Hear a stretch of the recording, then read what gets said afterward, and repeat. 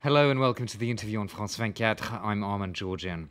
A fresh bloodbath in Egypt. Many dozens of people have been killed in a police raid on two huge camps manned by supporters of ousted President Mohamed Morsi.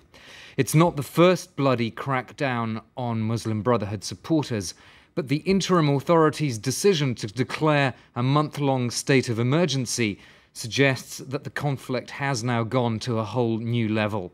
On today's show, I'm joined by Olivier Guita, the head of research at the Henry Jackson Society in London, and he joins us from our studios at Westminster. Thank you so much, Mr. Guita, for being on the programme. What are your first thoughts about this bloodshed in Cairo?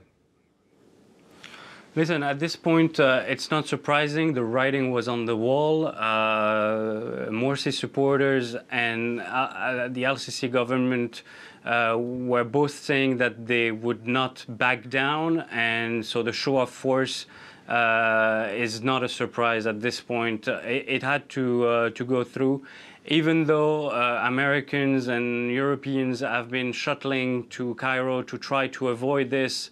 At many junctures, LCC had said that talks were a failure, and the Muslim Brotherhood said that they would not participate in any talks with this government that they do not recognize as legitimate. So at this point, it's really a matter of violence and weapons talking, and unfortunately, as you mentioned, the month-long state of emergency is showing signs of a potential escalation in this violence. What are the signs that Egypt might be heading for a civil war?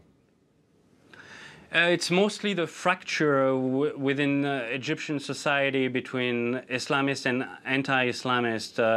You have a lot of people that were from the Tamarod movement that were really the driving force behind the ouster of President Morsi on July 3rd that are back on board and telling people that, the choice between the army and the Muslim Brotherhood is clear at this point, and that they should support the army.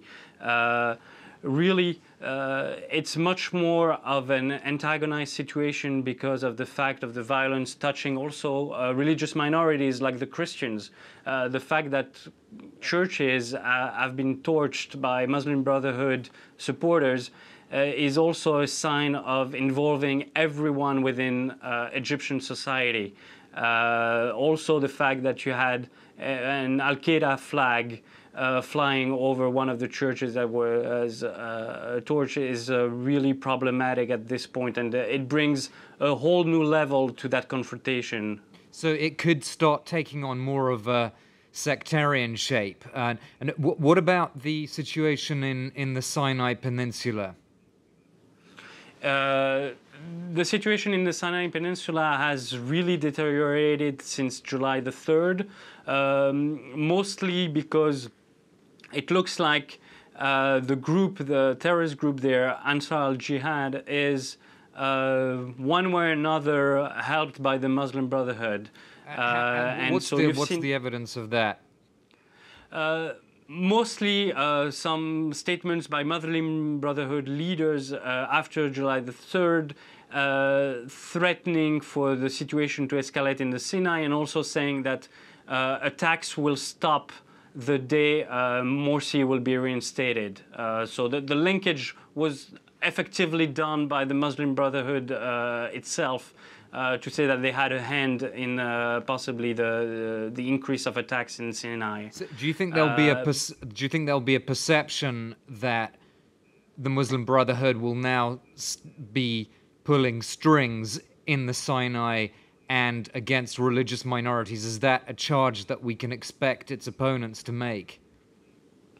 Yes, actually, they've given weapons to their opponents at this point because of the attacks on the churches, but also because of the fact that things in the Sinai are heating up. At this point, there are 5 to 6 attacks a day in northern Sinai. It involves also, obviously, elements from Hamas. There are some foreign fighters coming to join jihadists in the region. There are weapons coming in from Libya. Israel had to use a drone attack last week for the first time to kill some terrorists there. So a lot of different players are coming into a major confrontation in the Sinai at this point. Do you think the Brotherhood, though, is likely to choose a military track? Because if it did, that would be a huge shift from its whole political approach so far since the coup, which has been basically to try to encourage the Egyptians at large, Egyptian society, to come out and to protest. So that would be a very different track, wouldn't it, if it chose that?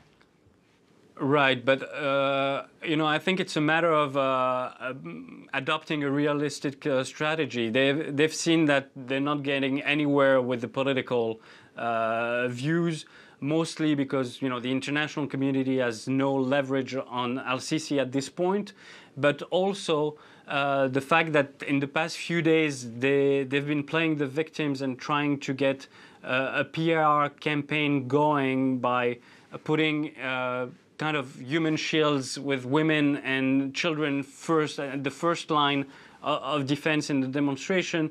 But at the same time, the big question is, are they going to join forces with the Salafists?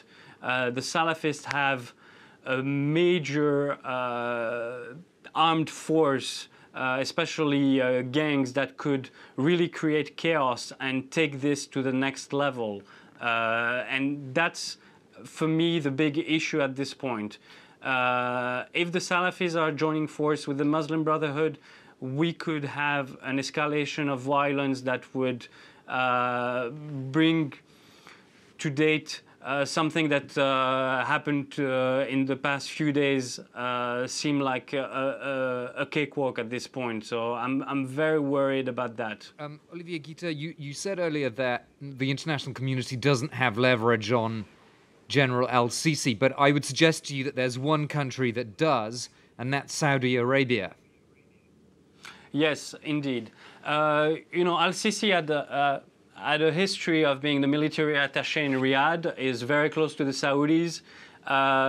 Saudi Arabia has, along with the UAE and Kuwait, provided a 12 billion aid package to al-Sisi right after he took over power.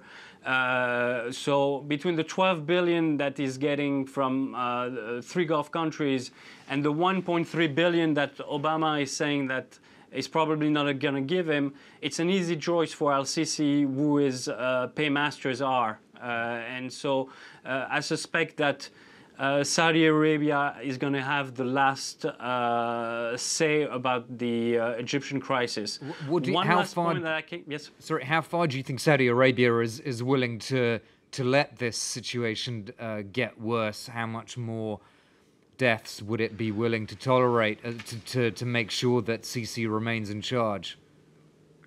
At this point, the hatred from both Saudi Arabia and the UAE for the Muslim Brotherhood is at such a level that I would think they would give carte blanche for al-Sisi to clamp down on the Muslim Brotherhood. It is also in the context of Qatar providing the whole financial package before July 3rd to Morsi, and it's part of that war between Saudi Arabia and Qatar of influence within the Middle East. If I can move on to a neighboring country, because we've seen a lot of turmoil there in the last couple of days, particularly with protests, and that's Tunisia. You've yourself written about the comparisons. There seems to be a very similar kind of polarization in Tunisia. You're either pro-Islamists or anti. There doesn't seem to be any middle ground.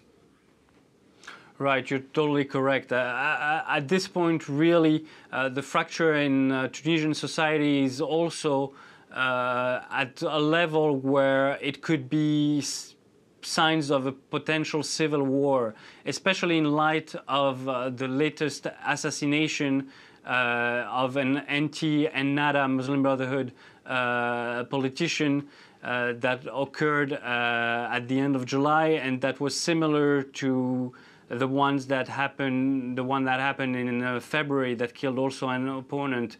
This, I think, was a tipping point in the Tunisian crisis as far as the political landscape is concerned, and there's no turning back. The difference is the role of the army in Tunisia is way less than it would ever be in Egypt.